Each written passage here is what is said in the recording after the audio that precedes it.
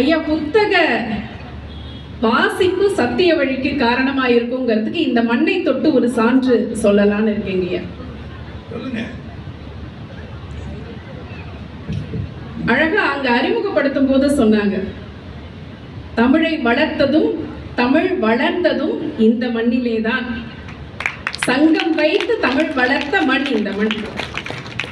3 சங்கங்களின் போதும் அழிந்த சில எழுத்துக்களை எல்லாம், ஏடுகளிலே இருந்த எழுத்துக்களை எல்லாம் அச்சு வடிவமாக மாற்றி தந்து 4ஆம் தமிழ் சங்கத்தை தொடங்கி வைத்த பெருந்தகையாளர் பாண்டித்துரை தேவர். எத்தனையோ அரிய பணிகளை எல்லாம் அவர் ஆற்றி இருக்கிறார். எல்லாரும் அறிந்த செய்தி தான் அது. அன்றைய காலகட்டத்திலே அபிதான சிந்தாமணி உருவாவதற்கு பொருளுதவி கொடுத்தவர்